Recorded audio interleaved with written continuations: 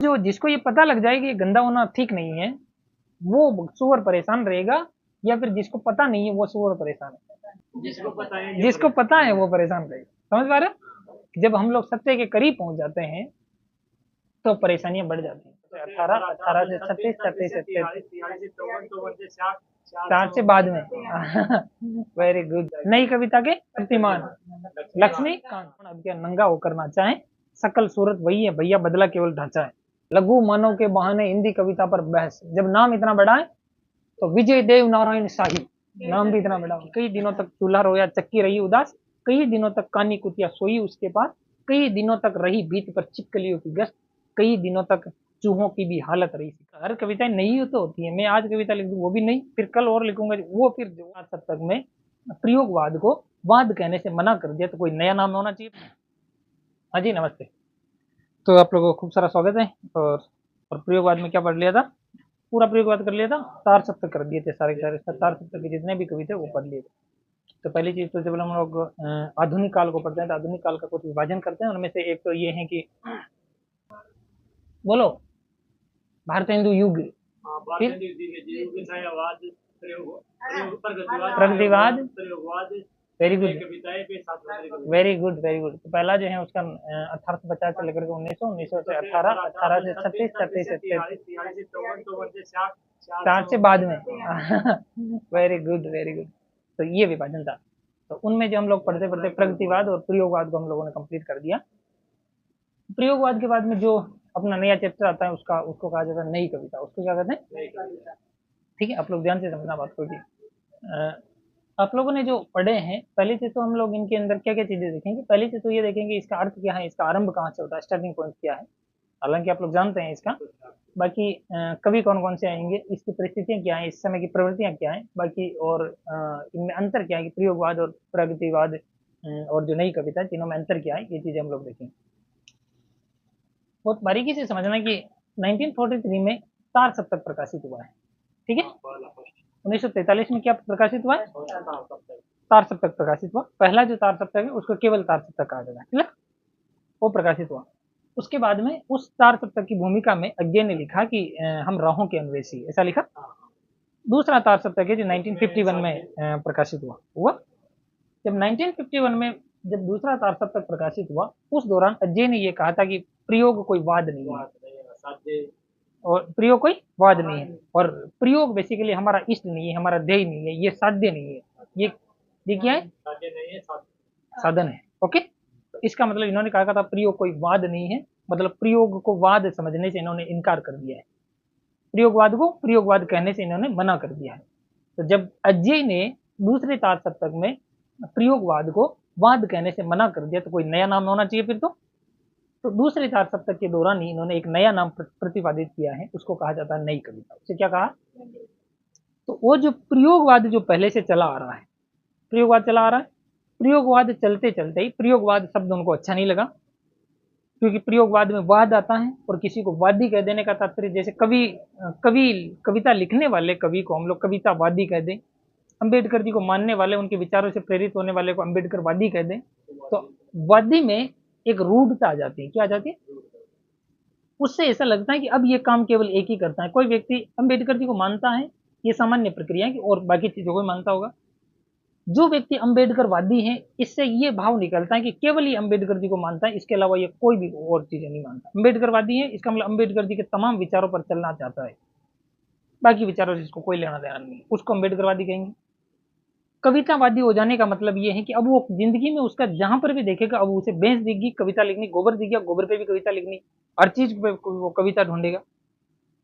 ऐसे ही जब प्रयोग करना चाहते हैं, ये नए नए प्रयोग करके देखना चाहते हैं कविता के लिए क्या जरूरी है, नए उपमान जरूरी है, नए प्रतिमान जरूरी है, इसके लिए भाव जरूरी है कि नहीं है, ये सारी चीजें ये ढूंढना चाहते हैं, सत्य की खोज करना चाहते हैं। ओके, लेकिन दूसरा तार सप्तक आते आते अज्ञे को पता चल गया कि नहीं, प्रयोगवाद लंबे समय तक चलने वाला है नहीं, लंबे समय तक चलने वाला। और दूसरे तार सप्तक के दौरान ही उसने कह दिया कि प्रयोगवाद बेसिकली ये वाद है ही नहीं, और उसी दौरान उन्होंने एक नया नाम दिया, उसे कहा जाता है नई कविता। उसे क्या कहा जाता है? इसका मतलब, और जब मैं अज्ञे को शुरुआत में ही पृष्ठभूमि के तौर पर पढ़ा रहा था, उस दौरान भी मैंने ये कहा था कि अज्ञे हिंदी साहित्य का एकमात्र ऐसा व्यक्ति है जिसने 2 युग शुरू किए। कितने युग शुरू किए? एक तो प्रयोगवाद है, एक नई कविता।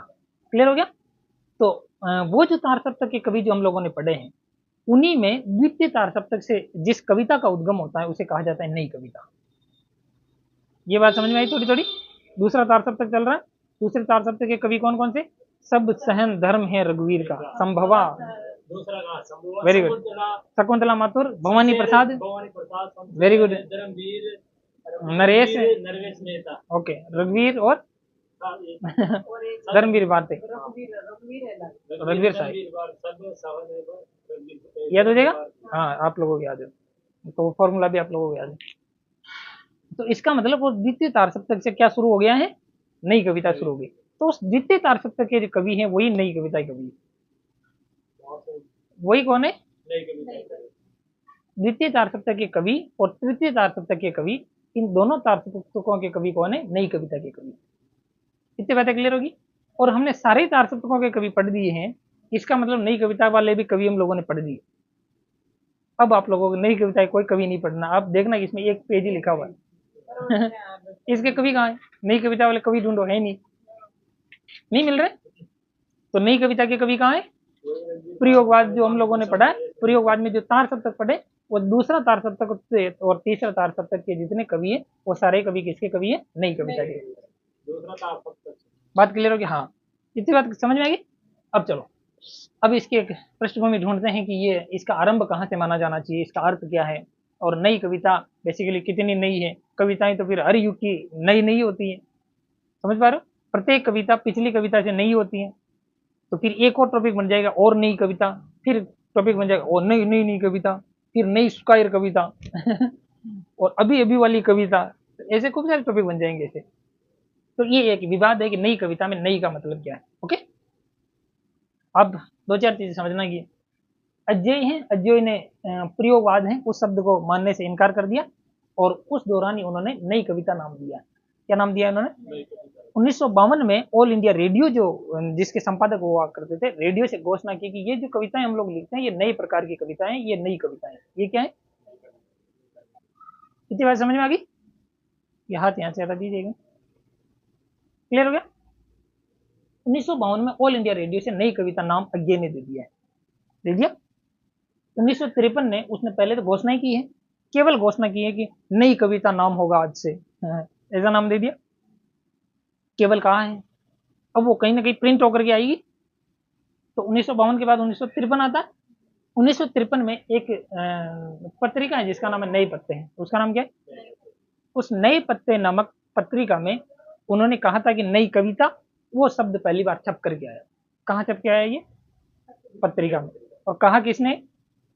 अज्ञे ने। घोषणा की है अज्ञे ने, और अज्ञे ने जो घोषणा की है वो घोषणा बेसिकली एक पत्रिका के अंदर छपी, और उस पत्रिका का नाम क्या है? नए पत्ते हैं, नए पत्ते पत्रिका। ओके, क्लियर हो गया?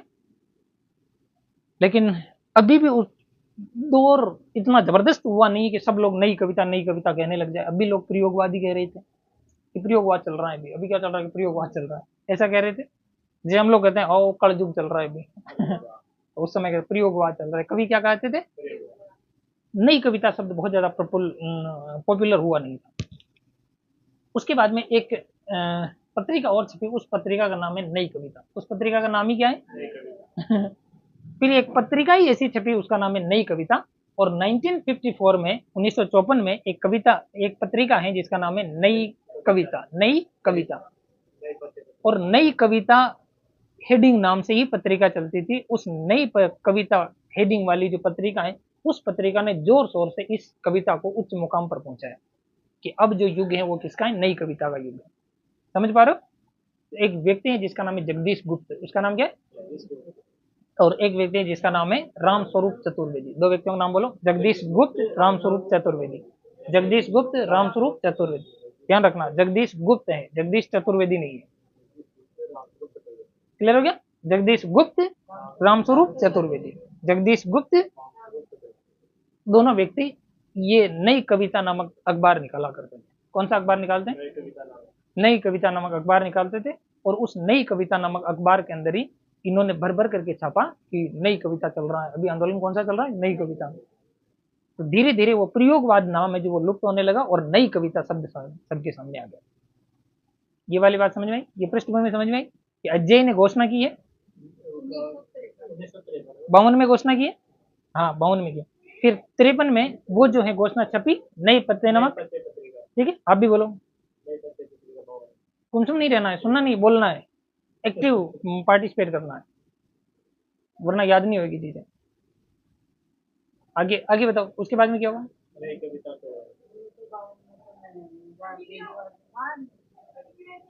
आप जाके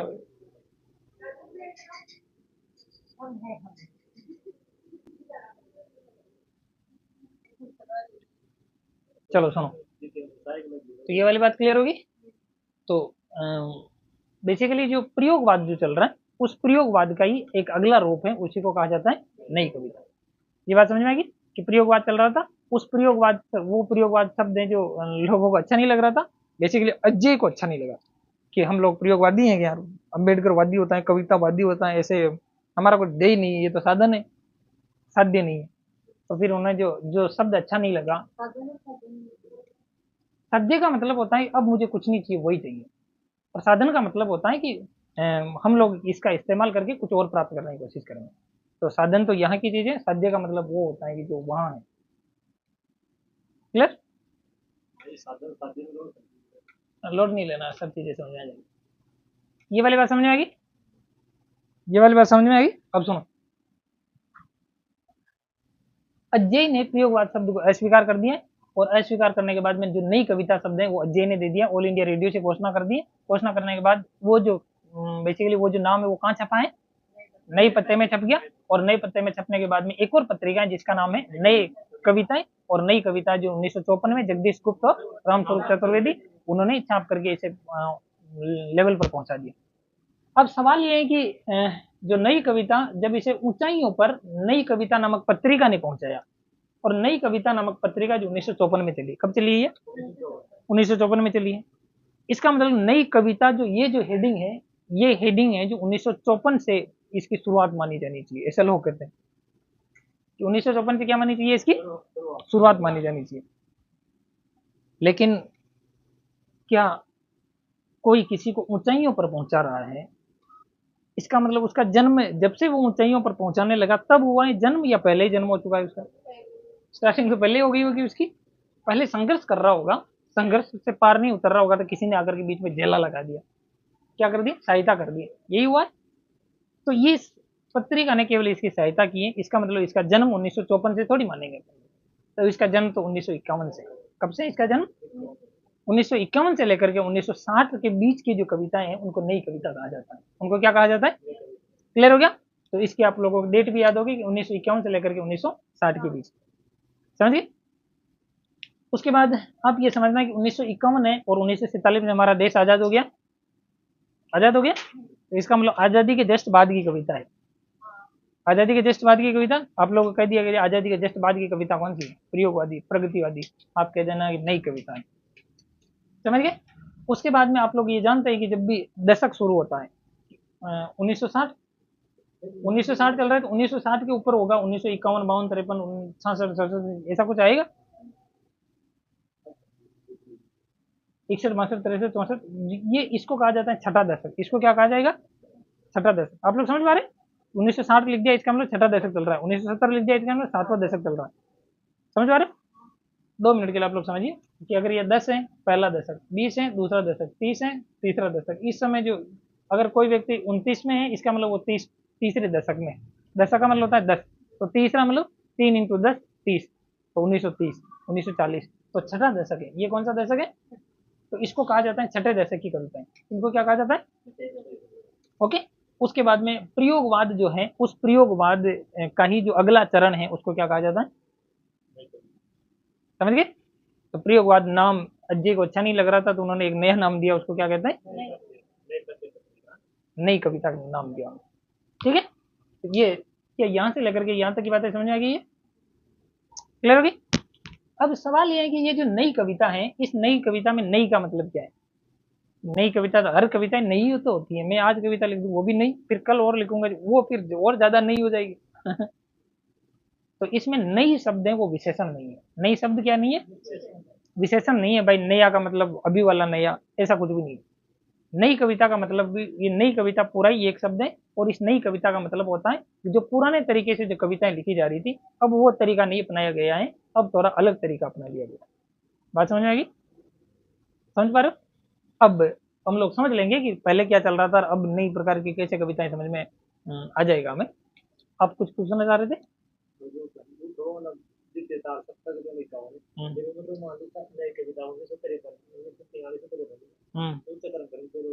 ओके, क्लियर हो गया। अब मुझे बताइए कि इसके अंदर कवि कौन कौन से आएंगे? दूसरे तार सप्तक और तीसरे तार सप्तक के जो कवि हैं उनको किसमें शामिल करेंगे? नई कविता। और दूसरे और तृतीय तार सप्तक के कवि हम लोगों ने पढ़ लिए हैं, और पढ़ लिए, इसका मतलब क्लियर हो गया। और आप लोग बताओ, देखिए दूसरे तार सप्तक में तो कौन कौन आएंगे? संभवा, संभवा सहन दर में रघुवीर का। Okay, very good. उसके बाद में तृतीय तार सप्तक में तो तीन तो आएंगे, नारायण और वेरी गुड मदन काका जी, मदन और काकी कीर्ति, और फिर केदार की सब्जी, और केदार की सब्जी सक्सेस होगी थी बिगड़ गई थी? सक्सेस होगी थी। ओके तो ये सारे तृतीय तार सप्तक की कवि, तो ये कवि आप लोगों ने पढ़ ली। उसके बाद सवाल ये है कि इस कविता की विशेषताएं क्या है? प्रश्न इनकी विशेषताओं से आने की संभावना रहती है कि इसकी विशेषताएं क्या है। ठीक है, तो जब भी हमें विशेषताएं देखनी होती है, प्रवृत्तियां देखनी होती है, तब हमें यह पता होना चाहिए कि उस समय चल क्या रहा था, ऐसा माहौल क्या था। तो इस समय माहौल चल रहा है कि आज़ादी मिली है हमें 1951 से, जब इसका उद्भव मान रहे हैं, इसका मतलब 1947 में हमें आज़ादी मिले हुए अभी 3-4 साल ही हुए। आज़ादी से हम लोगों ने खूब सारी उम्मीदें पाली कि अंग्रेजों को भगा देंगे तो देश हमारा होगा। जब देश में हमें आज़ादी मिल जाएगी तो हमें खाने को अन्न मिलेगा, बहुत सारी चीज़ें हम लोगों को मिलेगी, हम लोग एक ढंग से अच्छा जीवन जी पाएंगे। लेकिन आप लोग जानते हैं कि जब देश आज़ाद हो गया उसके बाद ये देश भूखमरी से ग्रस्त हो गया। जैसी उम्मीदें हम लोगों ने पाली थी, बहुत बढ़ चढ़ करके उम्मीदें पाली थी कि देश जब आज़ाद हो जाएगा, जब भारत में लोकतंत्र स्थापित हो जाएगा, लोकतंत्र का मतलब होता है जनता का शासन, तो जनता डायरेक्ट शासन करेगी, हर जनता का प्रत्येक व्यक्ति एक मुकुट धारण करके इस धरती पे घूमेगा, सोने चांदी का बंटवारा हो जाएगा, सब लोगों के पास, सब लोग जो निर्धनता से ग्रस्त है वो लोग पूंजीपति हो जाएंगे। लेकिन ऐसा कुछ भी नहीं है। भूखमरी यहाँ बढ़ने लगी बहुत तेजी से। युद्ध के बाद किसी भी देश की स्थिति बहुत डाउन हो जाती है, और हमारे देश की स्थिति बहुत डाउन होगी। और लोकतंत्र में कुछ ऐसा हुआ कि अनपढ़ नेता हैं वहां बैठे हुए हैं, उनको कुछ आता है नहीं, बस उनके पास वोट है। जो लोग जिन लोगों के पास वोट बैंक अधिक है उन लोगों का वर्चस्व है, जिनके पास वोट बैंक है नहीं उनका वर्चस्व रहा ही नहीं। समझ पा रहे हो कि जिनके पास वोट की ताकत है कि मेरे पास एक ऐसी ऐसा परिवेश मेरे पास मौजूद है कि 1000 वोट हैं, कोई भी आ जाएगा, ये घर सबके घर बन जाने चाहिए, एक एक कार सब खड़ी हो जाए तब वोट देंगे, वरना गया तू सत्ता, मुख्यमंत्री बनना नहीं बनेगा समझ पा रहे हो? तो जिसके पास वोट बैंक की ताकत है वो सत्ता को झुका पा रहा है, जिसके पास वोट बैंक की ताकत नहीं है वो भूखे भूखे मरे। तो मुझे बताइए कि जब हम लोग बहुत उम्मीदें किसी से पाल लेते हैं तब बेसिकली हमें उतना ही मिलता है या उम्मीदों से कम मिलता है? कम ही मिलता है। और अत्यधिक उम्मीदें बहुत घातक होती हैं, और जब अधिक उम्मीदें होती हैं और उस उम्मीद के जितना नहीं मिलता है, तब एक चीज जो हमें मिलती है उसे कहा जाता है मोह भंग, कि सारी चीजों से मोह भंग हो जाता है, हर चीज से। राजनीति से भी मोह भंग है यार, लोकतंत्र से मोह क्या हो जाता है? समझ पा रहे हो? कुंठाएं व्यक्ति के अंदर जन्म ले लेती। तो इस समय जो ये कविताएं हैं ये मोह भंग इनमें देखने को मिलता है। क्लियर होगी? हालांकि अभी भी तो थोड़ी थोड़ी उम्मीदें हैं, अभी भी, क्योंकि 1951-52 ही चल रहा है, देश को आजाद हुए थोड़े दिन ही हुए, अभी तो उम्मीदें हैं। इस समय तो क्या है? आशा है। इस समय थोड़ी थोड़ी आशा है, लोगों के मन में आशा है कि हो सकता है कि थोड़ा ठीक हो जाए मामला। लेकिन नई कविता के बाद जो आता है उसको कहा जाता है साठोत्तरी कविता, और साठोत्तरी कविता में तो पूर्ण रूप से मोह भंग दिखाई देता है कि राजनीति क्या, राजनीति कुछ नहीं, राजनीति कुछ नहीं कर सकती, राजनीति घर को नहीं संवार सकती, राजनीति लोगों के पेट जो खाली है उनको नहीं भर सकती, लोकतंत्र कुछ नहीं होता। ऐसा मामला लोगों के दिमाग में सेट हो गया। तो इस समय मोहभंग की प्रक्रिया शुरू हो गई है, लेकिन मोहभंग जो पूर्ण रूप से देखने को मिलता है वो साठोत्तरी कविता में देखने को मिलता है। क्लियर हो गया? या लिखा हुआ? साठोत्तरी कविता में पूर्ण रूप से मोहभंग देखने को मिलता है, और अभी जो देखने को मिलता है वो क्या है, थोड़ी थोड़ी आशा है। बात समझ पा रहे हो? ओके, तो एक प्रवृत्ति तो है इस नई कविता की, वो है थोड़ी थोड़ी आशा, थोड़ी थोड़ी कुंठा, और थोड़ा थोड़ा मोहभंग। समझिए। उसके बाद देखो, अब देश आजाद हो गया है, तो आजाद देश में व्यक्ति अपने हिसाब से करना शुरू करेगा। तो राजनीति पर बैठे हुए सत्ताधारी लोगों ने इस क्षेत्र में मशीनीकरण करना शुरू कर दिया। समझ पा रहे हो कि लोगों की अब मशीनीकरण अगर होने लग जाएगा, उद्योग धंधे स्थापित करना उन्होंने शुरू किया, उद्योग धंधे स्थापित हो जाएंगे, तो लोगों के द्वारा जो पहले कार्य किया जाता था वो तो एक मशीन एक ही बार में समेट देगी।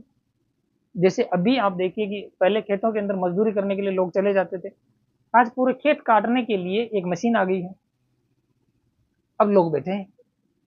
एक समय बाद में पूर्ण रूप से जब हर गांव के अंदर ही मशीन, एक मशीन तो केवल खेत काटने वाली ही हो जाएगी, ऐसे में जो एग्जैक्ट एकदम जो गरीब तबका जो होगा, वो गरीब तबका तो जो केवल फसल काटने के लिए जाता, उससे 200-300 रुपये मिलते, उससे भोजन कमाता, उसकी तो आजीविका छीन जाएगी।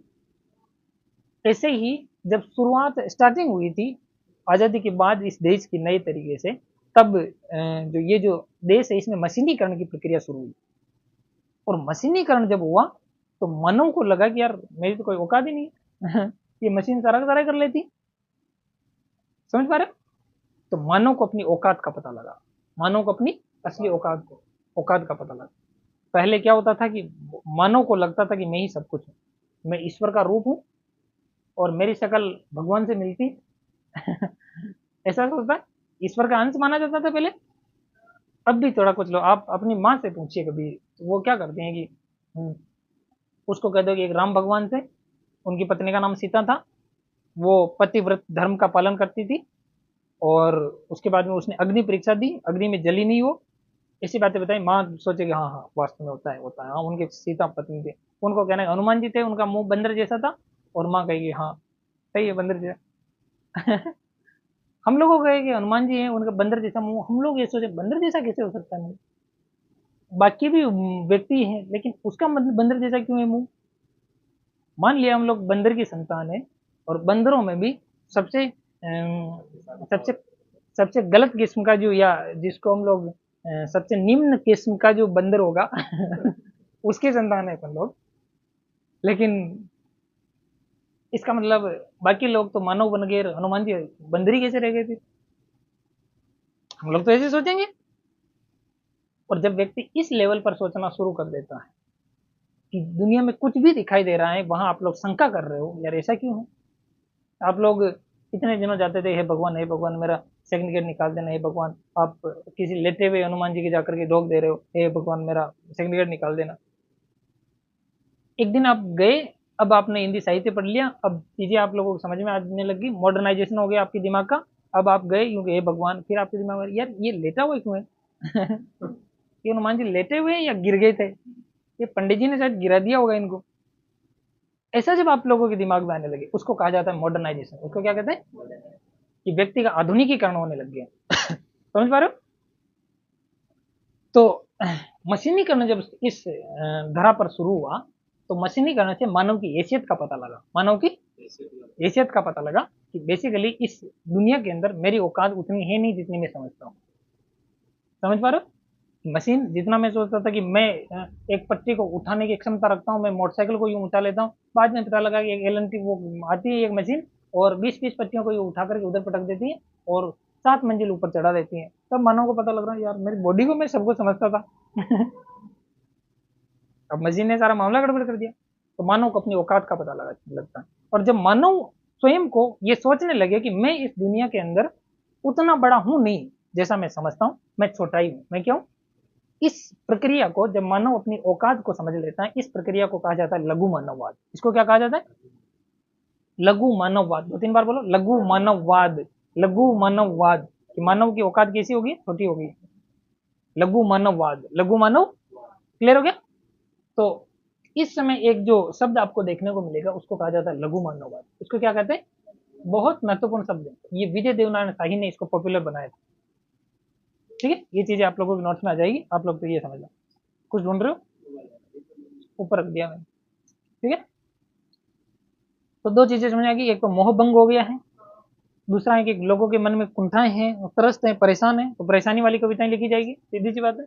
अब व्यक्ति में लघु मानववाद आ गया है कि मैं इस दुनिया में सर्वोच्च हूं नहीं, मैं छोटा सा अंश हूं, ये समझ में आने लग गया। उसके पहले छायावाद में आप लोग पढ़ते हो निराला जी को, छायावाद में निराला जी ने लिखी राम की शक्ति पूजा, और राम की शक्ति पूजा में ऐसा बताया गया कि राम है, रावण को जीतना चाहते हैं, और शक्ति की मौलिक कल्पना कर रहे हैं, और दुर्गा माता आकर के स्वयं उनके बदन में लीन हो गई, स्वयं दुर्गा माता को झुका दिया उन्होंने। शक्ति है जो उनके सामने थर थर कांपती हुई आ गई है कि हे राम, हाँ हाँ बताइए, साधु साधु साधक धीर धर्म धर धन्य नाम, इसे कहते हाथ जोड़ करके आ गई। ऐसी कविता उस समय लिखी जा रही थी कि राम जी ने ऐसा कुछ किया, राम जी को गुस्सा आया और सामने सारे देवता सामने प्रकट हो गए तो उनके अंदर ताकत दिखाई जा रही गई है, समझ पा रहे हो। प्रगतिवाद को पढ़िए आप लोग, प्रगतिवाद में एक आती है कि मारो मारो हंसिया मारो, मारो मारो हंसिया मारो, हिंसा और अहिंसा क्या है, मारो मारो हंसिया मारो, हिंसा और अहिंसा क्या है। लोग मारने को तैयार हैं, और उनको लग रहा है कि हम क्या करेंगे कि ये जितने भी पूंजीपति लोग हैं उनको पीटेंगे और उनकी पूंजी को कोस लेंगे, उनकी पूंजी को, समझ पा रहे हो, छीन लेंगे। कि मार्क्स कहा करता था कि दुनिया के लोगों सब एक हो जाओ, तुम्हारे पास खोने को पाओ की बेड़ियां और पाने को सारा जहान है। दुनिया के लोगों एक हो जाओ, तुम्हारे पास खोने को पाओ की बेड़ियां और पाने को सारा जहान है। ये जो शोषित वर्ग है, जिनका जो परेशान है, उन परेशान लोगों को इकट्ठा होकर के सब लोग कह रहे थे कि एक काम करो, जितने परेशान परेशान है वो सारे एक हो जाओ, और जिनके पास पैसा ही पैसा है सारे उनको पीट पीट करके कोस लो छीन लो, ऐसा कह रहे थे।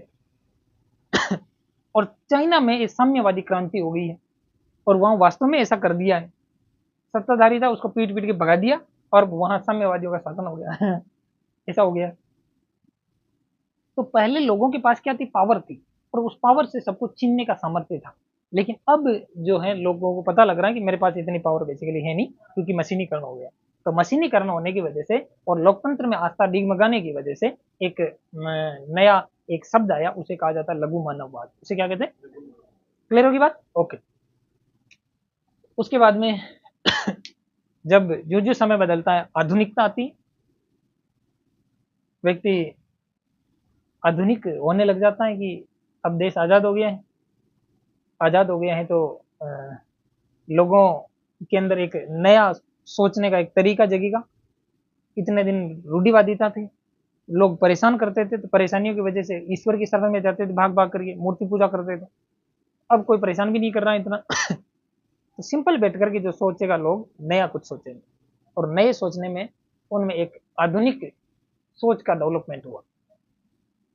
आधुनिकीकरण क्या होता है, समझना बात को कि आधुनिकीकरण पहले शुरू होता है कपड़ों से कहाँ से शुरू होता है, कपड़ों में क्या होगा कि आपने मान लीजिए कि आप किसी कॉलेज में गए, या किसी गांव का एक लड़का है जिसका नाम है हीरा लाल, उसका नाम क्या, हीरा लाल, और हीरा लाल कॉलेज गया, हीरा लाल शहर में आया, कॉलेज गया, और कॉलेज में गया तो उसको कॉलेज वाले ने हीरा लाल कहने की बजाय कॉलेज वाले थोड़े मॉडर्न किस्म के थे, उन्होंने कहा hello Hiru, hello hero, how are you hero, और उसको हीरा लाल को हीरो बना दिया। उसका नाम नाम का हो गया मॉडर्नाइजेशन, नाम का आधुनिकीकरण हो गया। दोस्तों के साथ रहते रहते अब उसने अपनी पैंट के 5-7 छेद भी करवा लिए, पता है, शर्ट की जो यहाँ की जो बाएं हैं वो बाएं ऊपर आने लग गई है, अब यहाँ आती है, अब सीधी बाएं, 4 बटन ऊपर के खोले रखता है। हाँ, शर्ट भी ऊपर आ गई है, पैंट है नीचे से ऑटोमेटिक कटने लगी, और धीरे धीरे धीरे उस पैंट की भी ऊंचाई बढ़ने लगी नीचे से समझ पा रहे हो, ऐसा होने लगा। और इसको कहा जाता है कि हीरा लाल अब मॉडर्न होता जा रहा है, इसको क्या कहते हैं, आधुनिक होता जा रहा है। ओके, जय, आधुनिक होता जा रहा है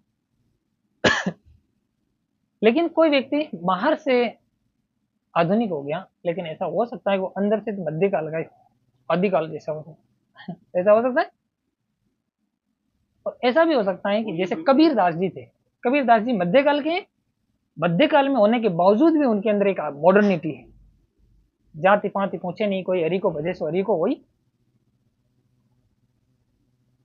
जाति ने पूछो साध की पूछ लीजिए ज्ञान, मोल करो तलवार का। उस समय भी उनके अंदर मॉडर्निटी है कि जाति व्यवस्था बेसिकली इतनी अच्छी है नहीं, उस समय भी जानते हैं। इसका मतलब वो मध्यकाल जिस समय जाति व्यवस्था चारों ओर है, उस दौरान कबीरदास जी कहता है ये व्यवस्था खराब है, और उनके अंदर सोच कैसी, आधुनिक वाली। अभी आधुनिक काल चला तो वास्तव में जाति व्यवस्था गौण हो गई, कुछ रही नहीं। और ये चीज कबीरदास उस समय सोचते थे। उनका पहनावा मध्यकाल का था, लेकिन उनके विचार कैसे थे, आधुनिक काल के। और कुछ लोग आधुनिक काल के होते हुए भी उनके विचार कैसे होते हैं, मध्यकाल। हीरालाल है, हीरो कटी हुई पैंट को लेकर के एक दिन वहीं पे गुजर रहा था।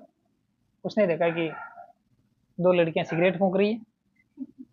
दो लड़कियां हैं, दिल्ली का मामला है मान लीजिए, तो दिल्ली में ऐसा जयपुर दिल्ली में होता है ऐसा। दो लड़कियां हैं जो सिगरेट फूंक रही है और किसी फेमिनिज्म पर बातें कर रही है। इतने में हीरालाल पास आया। उसने कहा कि बहन जी एक बात बोलूं,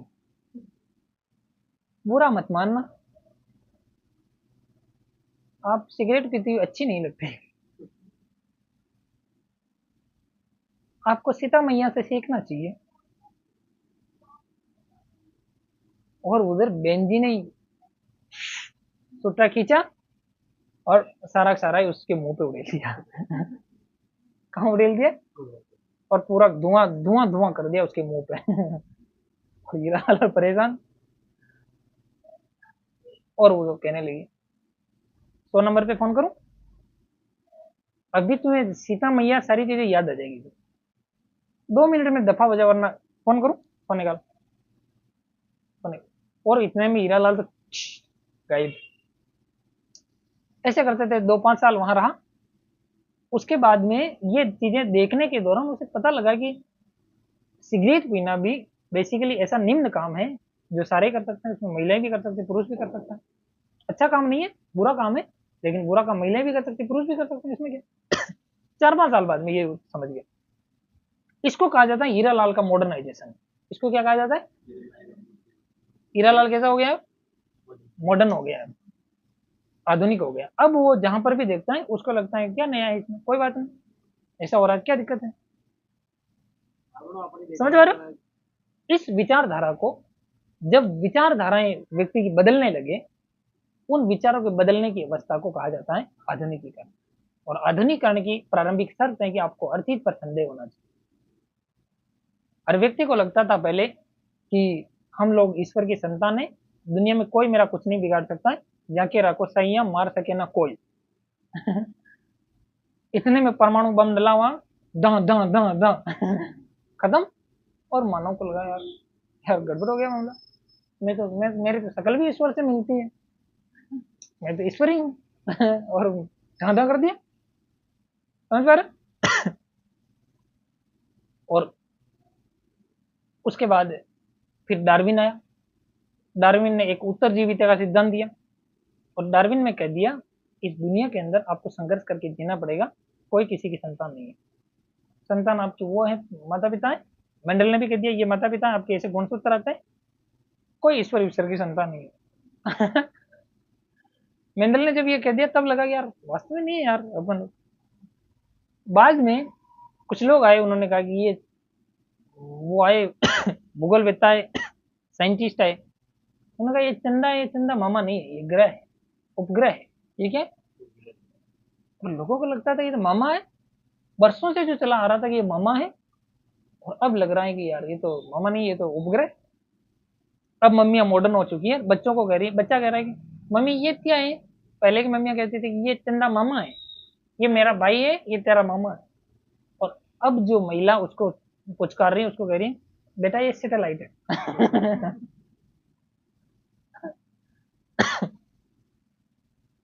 समझ पा रहे हो कि जब व्यक्ति संदेह करेगा तो वो सत्य के करीब पहुंचेगा, और सत्य के करीब पहुंचने वाली जो अवस्था है, उस अवस्था के दौरान उसका होगा मॉडर्नाइजेशन। उसका क्या होगा, मॉडर्नाइजेशन।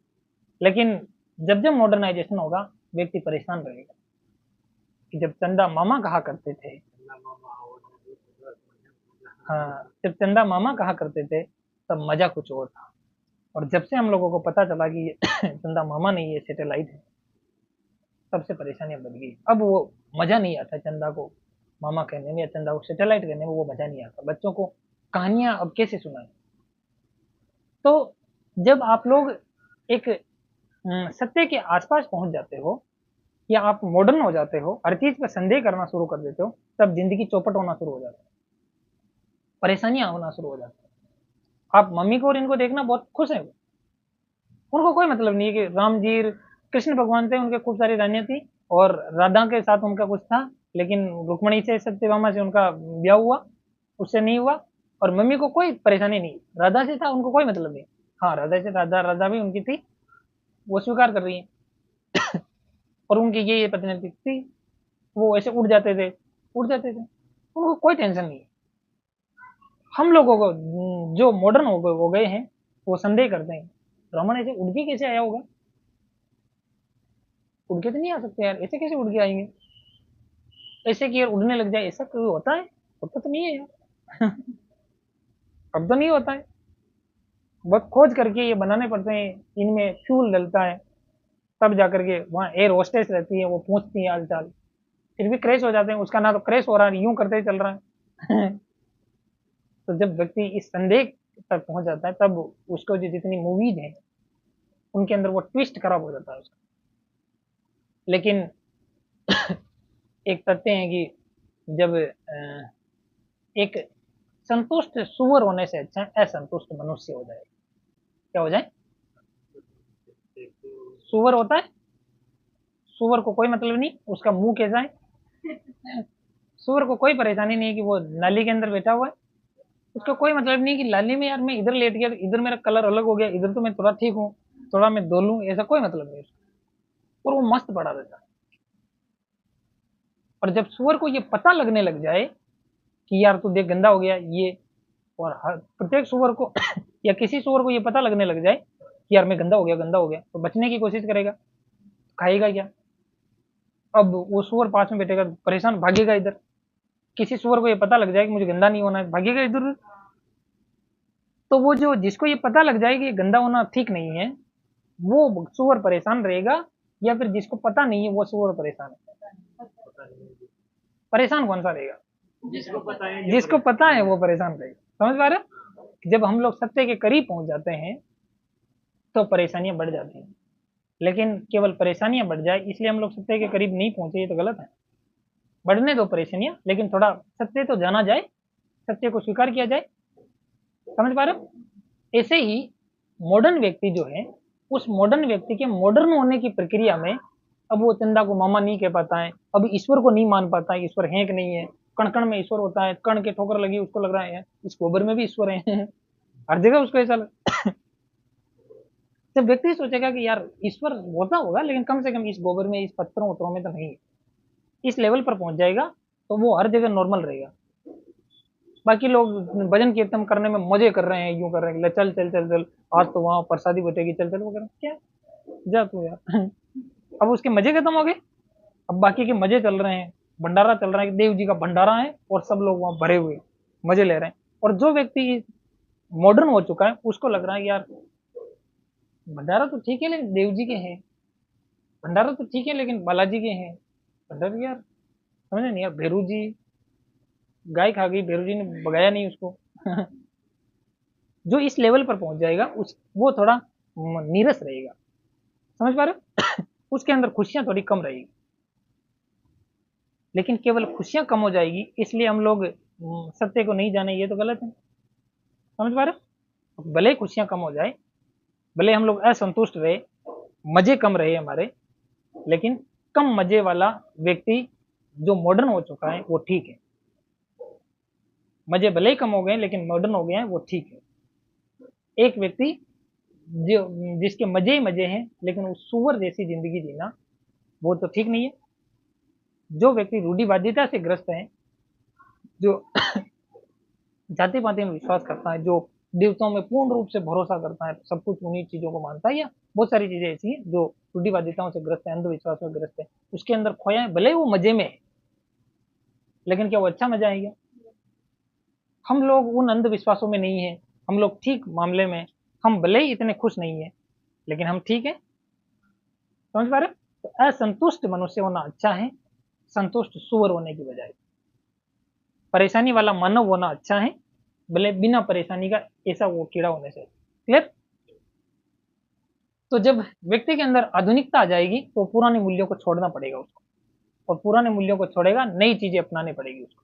समझ पा रहे? तो पुराने जो मूल्य होंगे उनसे अनास्था हो जाएगी, उससे आस्था रहेगी, आशा रहेगी, या उनको तो छोड़ना चाहिएगा, और नई चीजों की ओर उसका ध्यान जाएगा। समझ पा रहे हो? ओके, बताओ उसके अंदर क्या लिखा हुआ है? चलो हाँ, ये समझना कि अब उसके अंदर कुंठाएं रहेगी, परेशानियां रहेगी, ये उग्रता नहीं रहेगी उनके अंदर, बस टेंशन रहेगी, तनाव रहेंगे। तो तनावपूर्ण कविता इस समय लिखेगी। तो मुझे बताइए यहां से लेकर के यहां तक की बातें आप लोगों को समझ में आएगी? यहां तक याद होगी? चलो उसके बाद ध्यान से सुनना आप लोग। अब है कि प्रयोगवाद और नई कविता के भीतर अंतर क्या है। जब प्रयोगवाद जो चल रहा था, वो प्रयोगवाद एकदम से छूट गया है और नई कविता आ गई। अजय ने कहा कि ये प्रयोगवाद अच्छा नहीं है, नई कविता कहेंगे अब। तो फिर तो अभी दोनों में अंतर तो होगा, ऐसा क्या रहा जो उसको छोड़ दिया और अब नया अपनाना चाह रहे हैं? तो बेसिकली प्रयोगवाद और नई कविता में अंतर है कि प्रयोगवाद के अंदर व्यक्ति नई राहें बनाना चाहता है, नई राहों की खोज करना चाहता है, राहों के अन्वेषी कहा जाता है। अब इनको सत्य का पता चल गया। अभी मैंने कहा आधुनिकता आ गई तो इनको सत्य का, तो पहले वो लोग सत्य खोजना चाह रहे थे प्रयोगवाद के अंदर, प्रयोगवाद के अंदर सत्य, और नई कविता में आते आते उनको सत्य पता लग गया। क्लियर? एक अंतर तो ये कि नई कविता जो प्रयोगवाद है उसमें राहों का क्या है, अन्वेषण है, खोज है, और जबकि नई कविता के भीतर ये खोज हो चुकी है। क्लियर हो गया? और जो प्रयोगवाद है, उस प्रयोगवाद में व्यक्ति को बहुत ज्यादा महत्व दिया जाता है। किसको महत्व दिया जाता था? व्यक्ति को। और प्रगतिवाद में समाज को महत्व दिया जाता था। किसको महत्व दिया जाता था? समाज को। और प्रगतिवाद में समाज को महत्व है, और प्रयोगवाद के अंदर ये जो व्यक्ति है उसको महत्व है। और ये जो नई कविता है, इस नई कविता में दोनों को ही महत्व है, संतुलन कर दिया। व्यक्ति बहुत लेवल पर दिमाग है उनका, ठीक लेवल पर। अब उसको एक व्यक्ति से मतलब नहीं, उसको समाज और व्यक्ति दोनों ही चीजें जरूरी है, इन दोनों पर ही कविता लिखना शुरू कर। क्लियर हो गया? इसका मतलब नई कविता है प्रगतिवाद और प्रयोगवाद दोनों का मिश्रण है। ये ध्यान रखना कि प्रगतिवाद और प्रयोगवाद दोनों का मिश्रण है। क्लियर? अब यहाँ संतुलन आ गया, ये ध्यान रखना कि यहाँ क्या आ गया, एक चीज पर बहुत ज्यादा फोकस नहीं करना है। जैसे प्रयोगवादी क्या कर रहे थे, अतिशय बौद्धिकता थी उनके अंदर। समझ पा रहे हो? शहरीकरण की प्रवृत्ति थी कि शहर पे लिखना, शहरी जो बातें उन्हीं पर लिखना। ये लोग अब शहरी नहीं है, ये शहर गांव सब पे लिख रहे हैं। समझ रहे हो? जब हम लोगों ने प्रयोगवाद पढ़ा तब पढ़ा कि वो व्यक्ति को महत्व दे रहे थे, ये लोग व्यक्ति और समाज सबको ही महत्व दे रहे थे। नॉर्मल हो गए, संतुलन है। तो अब ये संतुलन की कविता है। ये कौन सी कविता है? नई कविता संतुलन की। तो व्यक्ति बराबर समाज की, दोनों ही चीजों पर लिख रहे हैं, दोनों अब बताओ मुझे बताइए कि प्रयोगवाद के अंदर वो व्यक्ति को फोकस कर रहे हैं, और ये जो नई कविता वाले व्यक्ति हैं जो वो दोनों को ही फोकस कर रहे हैं। तो संकुचित मानसिकता किनकी है, को व्यापकता किनकी है? व्यापकता तो किनकी है? सोचो एक बार, बड़े स्तर पर तो कौन सोच रहे हैं, मतलब ठीक स्तर पर नई कविता वाले बड़े स्तर पर सोच रहे हैं, व्यक्ति को भी सोच रहे हैं, समाज को भी सोच रहे हैं, सबको सोच रहे हैं, और वो केवल व्यक्ति को सोच रहे थे। तो संकुचित मानसिकता तो है प्रयोगवाद वालों की, और ये जो नई कविता वाले हैं उनकी व्यापकता है, उनके अंदर बड़ा कथ्य है उनका, उनकी विषय वस्तु बड़ी है। क्लियर होगी? उसके बाद में ये है कि जो प्रयोगवाद है, उस प्रयोगवाद पर फ्राइड का मनोविश्लेषणवाद का प्रभाव है। किसका प्रभाव है? प्रगतिवाद जो था, उस प्रगतिवाद पर मार्क्सवाद का प्रभाव था। उस पर किसका प्रभाव था? मार्क्सवाद का प्रभाव था। ये पढ़ा हम लोगों ने। तो मार्क्सवाद का प्रभाव तो है प्रगतिवाद पर, और फ्राइड के मनोविश्लेषणवाद का प्रभाव है प्रयोगवाद पर, और नई कविता पर प्रयोगवाद का और प्रगतिवाद का, मतलब मार्क्सवाद का और फ्राइड के मनोविश्लेषणवाद, दोनों का ही। क्लियर हो गया? दोनों का ही है, प्लस एक और का है, उसे कहा जाता है अस्तित्ववाद, सार्त्र का अस्तित्ववाद, ठीक है। उसके बाद में इस समय प्रयोगवाद के अंदर थी अतिशय बौद्धिकता, अतिशय बौद्धिकता, बुद्धि का बहुत ज्यादा प्रयोग कर रहे थे, अतिशय बौद्धिकता। और इस समय बहुत एक्सट्रीम लेवल की बुद्धि का प्रयोग कर रहे हैं या नॉर्मल है, संतुलित बौद्धिकता, संतुलित मतलब ठीक बौद्धिकता है इनके अंदर, समझ पा रहे हो? तो ठीक बौद्धिकता इनके अंदर संतुलित है, इनके अंदर संतुलित है। ये क्लियर नहीं हुआ? बस इनमें संतुलित संतुलित लगाना यार, देखो और कुछ भी नहीं। प्रयोगवाद में क्या अधिक बौद्धिकता थी और इनमें क्या नॉर्मल होगी? हाँ नॉर्मल होगी चीजें, अब इनको समझ में आ गया, अपनी औकात का पता चल गया। उसके बाद देखो इस समय छोटे छोटे प्रतीकात्मक काव्य लिखे गए या लंबी लंबी कविताएं लिखी गई, जैसे मुद्रा राक्षस है, मुद्रा राक्षस नहीं ब्रह्म राक्षस है, अंधेरे में है, तो ऐसे ही एक असाध्य वीणा है, ऐसी लंबी लंबी कविताएं इस समय लिखी गई। आपको लग रहा है ये तो हम लोगों ने पहले पढ़ी थी, पहले लिख दी थी, पहले पढ़ी थी, लेकिन पहले पढ़ी, लेकिन पहले हम लोगों ने वो कवि भी तो पढ़ ली है जो नई कविता के वो भी पढ़ ली है ना, ठीक है। बताओ इसके अंदर भाव पक्ष प्रबल था, इसके अंदर क्या था? प्रयोगवाद के अंदर हम लोगों ने पढ़ा था कि सॉरी भाव पक्ष प्रबल नहीं था, भाव पक्ष डाउन था, भाव पक्ष कम था, कला पक्ष ज्यादा था। अजय ने खुद कहा कि भावना नहीं है सोता, कि भावना झरना नहीं है, इसे बहने मत दो। इसका मतलब भावनाओं को निकालो मत, भावनाओं को निकालना नहीं है, समझ पा रहे हो? ऐसा किसने कहा था? अजय ने कहा कि इसका मतलब भावनाओं को बहुत ज्यादा उकेरना नहीं, भावनाओं को कम रखना है। तो भावना इसके अंदर कम थी, भाव पक्ष कम था, इसके अंदर कला पक्ष ज्यादा था, कला पक्ष ज्यादा है, भावना कम है, और अब है दोनों ही सेम सेम, दोनों ही सेम सेम, क्लियर होगी? अब मैंने तीनों का एक संतुलन बिठाया। आप लोग इससे पहले अगर प्रगतिवाद को देखोगे तो प्रगतिवाद के अंदर भाव पक्ष ज्यादा है, कला पक्ष डाउन है। अब यहाँ पर भाव पक्ष कम है, कला पक्ष ज्यादा है, और इधर कला पक्ष और भाव पक्ष दोनों से कर लोगे। देखो प्रगतिवाद को जब हम लोग पढ़ रहे थे उस समय राजनीतिक व्यंग्य बहुत ज्यादा थे, राजनीतिक व्यंग्य थे, राजनीति पर व्यंग्य किया जा रहा था उसके अंदर, और वो कह रहे थे कि इंदु जी क्या हुआ आपको, सत्ता के लोभ में भूल गई बाप को। ऐसी कविताएं लिखी गई है प्रगतिवाद के अंदर। कब लिखी गई है? नागार्जुन बहुत खतरनाक व्यक्ति है। नागार्जुन बहुत खतरनाक, किसी को भी नहीं छोड़ता, इंदिरा गांधी सामने आके उसको भी कह देता है। समझ पा रहे हो? तो उस समय राजनीतिक व्यंग्य बहुत किए गए थे, राजनीतिक व्यंग्य बहुत किए गए। और जब प्रयोगवाद आया तो प्रयोगवाद के अंदर राजनीति नाम का कुछ नहीं है, राजनीतिक नाम का कुछ भी नहीं है। राजनीतिक व्यंग्य छोड़ो, इन्होंने राजनीति पर बात करना बंद कर दिया। इन्होंने कहा था कि यार छोड़ो यार, हम लोग तो नई चीजें सोचेंगे, नया सत्य खोजने के प्रयास करेंगे, ऐसा करना शुरू कर दिया इन्होंने, बाकी चीज छोड़ दी। और जब नई कविता आया तो नई कविता के दौर में क्या हुआ कि राजनीतिक बातें भी आने लगी, कम आने लगी, लेकिन राजनीतिक बातें आने लगी। बात समझ पा रहे हो? ओके। जैसे राम राज में अब क्या रावण नंगा होकर नाचा है, नागार्जुन ने कहा था कि राम राज नागार्जुन ने क्या कहा था कि राम राज में रावण अब क्या नंगा होकर नाचा है, सकल सूरत वही है भैया, बदला केवल ढांचा है। राजनीति पर व्यंग्य कर रहे हैं, कटाक्ष कर रहे हैं कि कुछ नहीं बदला, राजनीति कुछ नहीं बदल रही है, वो की वही है। समझ पा रहे? तो ये राजनीतिक व्यंग्य जो प्रगतिवाद के अंदर बहुत ज्यादा थे, फिर प्रयोगवाद के अंदर जीरो है, और जब नई कविता आई तो वापस राजनीति आने लग गई। क्लियर हो गया? उसके बाद में जैसे जब नई कविता आई तो उसके अंदर पुनः देखने को मिला कि भारत हर संकट में गाय है, भारत हर संकट में एक गाय है, और जहां कहीं से भी विचार को शुरू करो बीच सड़क पर गोबर कर देता है विचार। ऐसी कविताएं लिखना शुरू किया है नई कविता वालों। उसके बाद में प्रगतिवाद में हम लोगों ने देखा कि समाज प्रभावी है, प्रयोगवाद के अंदर व्यक्ति प्रभावी है, और नई कविता में कौन प्रभावी है? दोनों। ओके।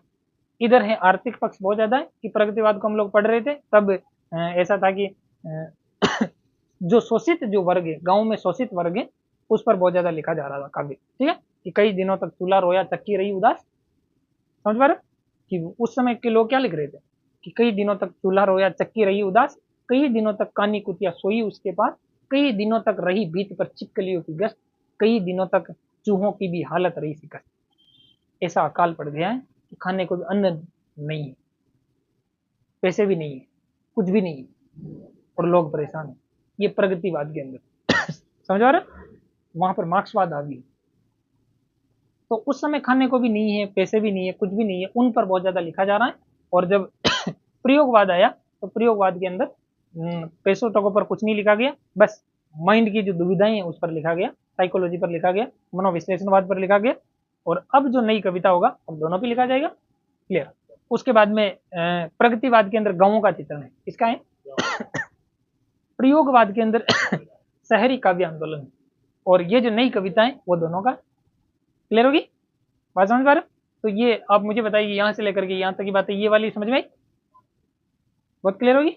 वापस 1 मिनट के लिए वापस देखो कि इसका अर्थ क्या है, और अर्थ अपन लोग समझना चाहें तो इसका सबसे पहले प्रारंभिक पृष्ठभूमि देखते हैं। तो जब सेकंड तार सप्तक है वहां से इसकी शुरुआत मानी जाती है। कब से मानी जाती है? ध्यान रखना कि कौन से तार सप्तक से मानी जाती है, तो सेकंड तार सप्तक से स्टार्टिंग मानी जाती है। तो दूसरा जो तार सप्तक है उसके बाद में 1952 में ऑल इंडिया रेडियो से अजय ने घोषणा की है नई कविता। ओके। 1953 में नए पत्ते नामक क्या हुई है पत्रिका, उसके अंदर ये भाषण छपा। उसके बाद में नई कविता जगदीश गुप्त और चतुर्वेदी, वेरी गुड, ये है। और उसके यस रामस्वरूप चतुर्वेदी। उसके बाद में हम लोगों ने देखा इसकी समय सीमा क्या, 1951 से लेकर 1960 के बीच की जो कविता है उसको क्या कहा जाएगा? नई कविता कहा जाएगा। फिर हम लोगों ने देखा कि विवाद क्यों है, क्या ये नई का मतलब नई प्रकार की कविताएं या तो नई का मतलब हर बार नई का मतलब नहीं है, नई का कविता का मतलब है कि पुराने तरीके की नहीं है, थोड़े से उसमें नयापन है। समझ पा रहे हो? तो उसकी परंपरा जो चेंज हुई उसको नयापन कहते हैं। ऐसा नहीं है कि इसमें नई कविता फिर तो और नई कविता, ऐसा नहीं है। परंपरा चेंज होने को नयापन कहते हैं। ओके। और परंपराएं कैसे चेंज हुई कि आजादी की ठीक बाद में जब हम लोगों ने उम्मीदें बहुत ज्यादा जो पाली थी वो हमें मिली नहीं, तो जितना हमने चाहा था उतना प्यार हमें मिला नहीं, तो फिर हम लोगों को थोड़ा क्या मिला, धोखा मिल गया। प्यार में जब धोखा हुआ तो फिर मोह भंग हो जाता है, उससे मोह क्या हो जाता है, तो प्यार में धोखा हो गया तो उससे क्या हो गया, मोह भंग। तो मोह भंग की स्टार्टिंग होती है यहाँ पर, जबकि मोह भंग जो पूर्ण रूप से देखने को मिलता है कहाँ देखने को मिलता है? सातोत्तरी कविता। ओके, सातोत्तरी। उसके बाद में इस समय थोड़ी थोड़ी आशाएं हम लोगों को। उसके बाद मशीनीकरण जब शुरू हो गया, वोट बैंक की जब राजनीति शुरू हुई, तो उस दौरान जो हमें जो देखने को मिला वो है मानव की हैसियत। और मानव की जब हैसियत हमें लोगों को पता चल जाएगी तो लघु मानववाद की अवधारणा सामने आएगी। कौन सी अवधारणा आएगी? लघु मानववाद की अवधारणा सामने आएगी। फिर आधुनिक युगबोध होगा कि आधुनिक युग का हम लोगों को पता चलेगा। आधुनिकीकरण होगा, आधुनिकीकरण होगा तो कुंठाएं हम लोगों के जन्म लेगी और नया विचार सामने आएगा, पुरानी परंपराओं को हम लोग त्याग देंगे। क्लियर। उसके बाद में प्रयोगवाद और प्रगतिवाद, और इन तीनों के बीच में अंतर क्या है? तो प्रयोगवाद और नई कविता के बीच में देखते हैं तो नए राहों के अन्वेषी है, तो वो लोग तो क्या है, राहों के अन्वेषी है। और अब क्या है कि सत्य की खोज हो चुकी है। क्लियर। वो लोग व्यक्ति को महत्व देते हैं, ये लोग समाज को और व्यक्ति दोनों को महत्व देते हैं। और उसके बाद में क्या कि कथ्य की व्यापकता है, या उस समय भी कथ्य छोटा था, संकुचित था। ओके। उसके बाद में हम लोगों ने देखा कि उस समय अतिशय बौद्धिकता थी, अब संतुलित है। उसके बाद यहाँ उस समय छोटी प्रतीकात्मक कविताएं लिखी जा रही थी, अब लंबी कविताएं। उस समय भाव पक्ष डाउन था, कला पक्ष प्रधान था, और अब है जो दोनों ही मिक्स है। जब तीनों में अंतर देखने की कोशिश करते हैं तो प्रगतिवाद के अंदर जो हमें देखने को मिलता है वो है कि वहाँ कला पक्ष है जो वो कम है, भाव पक्ष ज्यादा है। प्रयोगवाद में भाव पक्ष कम है, कला पक्ष ज्यादा है, और नई कविता में दोनों ही देखने को मिलता है। क्लियर हो गया। राजनीतिक व्यंग्य की बात करें तो इंदू जी क्या हुआ, आपको सत्ता के लोभ में भूल गई बाप को, प्रगतिवाद। प्रयोगवाद में बिल्कुल भी नहीं है, कोई राजनीतिक बात नहीं की गई। और जब हम लोग नई कविता को देखते हैं तो वापस देखने को मिलता है कि भारत हर संकट में एक गाय है और बीच सड़क पर गोबर कर देता है विचार। क्लियर। फिर आर्थिक पक्ष को देखते हैं तो कई दिनों तक चूल्हा रोया चक्की रही उदास, कई दिनों तक कानी कुतिया सोई उसके पास, कई दिनों तक चिपकलियों की रही बीत पर कष्ट, कई दिनों तक चूहों की भी हालत रही शिकस्त। चूहे भी परेशान है, चूहों को भी खाने को अन्न नहीं है, भागी भागी फिर रहे हैं, और चिपकलियां भागी भागी फिर रही हैं, चिपकलियों को कुछ नहीं मिल रहा है। कानी कुतिया है वो सोई हुई है, उसको कुछ नहीं मिल रहा है। सारे सारे भूखे हैं लोग, और चूल्हा रो रहा है कि प्लीज मेरे ऊपर एक कढ़ाई तो चढ़ाओ कम से कम। क्या चढ़ाए? तो ये है प्रगतिवाद। प्रयोगवाद के अंदर आर्थिक भाव है नहीं, उसके अंदर साइकोलॉजिकल भाव है। माइंड की बात है कि माइंड के अंदर कुंठाएं जन्म लेती है, शहरीकरण से जो संबंध विच्छेद की जो भावना है उस समय लिखी गई। और जब नई कविता आई तो नई कविता के अंदर सम्मिश्रण है सबका। पहले मार्क्सवाद था, उसके बाद में फ्राइड का मनोविश्लेषणवाद है, अब सार्त्र का अस्तित्ववाद है, साथ में ही दोनों ही ये भी मनोविश्लेषणवाद भी है और क्या है, मार्क्सवाद भी। ओके। ये वाली बात क्लियर होगी। उसके बाद में उसमें गाँवों का चित्रण है, अब शहरों का चित्रण है, और अब क्या है, दोनों का चित्रण है। ये सारी चीजें आप लोगों को क्लियर होगी। यहाँ से लेकर के यहाँ तक की बातें आप लोगों को समझ आए। अब जो नई कविता के अंदर आप लोगों को देखना है, वो कुछ किताबें हैं, वो बहुत ज्यादा महत्वपूर्ण है, वो आप लोगों को ध्यान होनी चाहिए। ठीक है, यहाँ स्टार लगा देता हूँ, ये किताबें बहुत ज्यादा महत्वपूर्ण। इन किताबों के नाम आपको ध्यान रखने।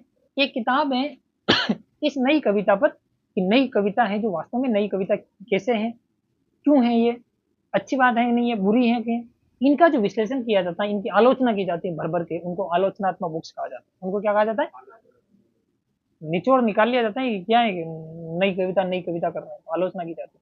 तो वो जो आलोचनाएं हैं, वो आलोचनात्मक किताबें। एक कविता का नाम है कविता के नए प्रतिमान, कविता के एक कविता का नाम है नई कविता के प्रतिमान। एक में तो क्या है, दो किताबें अलग अलग, दोनों बहुत महत्वपूर्ण किताब है। जहां आ रहा है कि कविता के नए प्रतिमान, बोलो नए प्रतिमान, एक का नाम है नई कविता, एक का नाम क्या है, नई कविता। जब नई कविता और एक तरफ है नए प्रतिमान, इनमें से पुरुष कौन दिख रहा है, महिला कौन दिख रही है, नए प्रतिमान तो पुरुष है, और तो नए प्रतिमान का तो है नामवर सिंह, और नई कविता की है लक्ष्मीकांत, लक्ष्मी इसकी कौन है, लक्ष्मी और नामवर ये तो लक्ष्मी जी है। हाँ, तो भी आप लोग ये ध्यान रखो, वो टूका देगा आपको, तो आप टूकना नहीं है कि नई कविता के प्रतिमान, एक है कविता के नए प्रतिमान नामवर सिंह, नए प्रतिमान नामवर सिंह, नई कविता लक्ष्मीकांत, लक्ष्मी, वेरी गुड।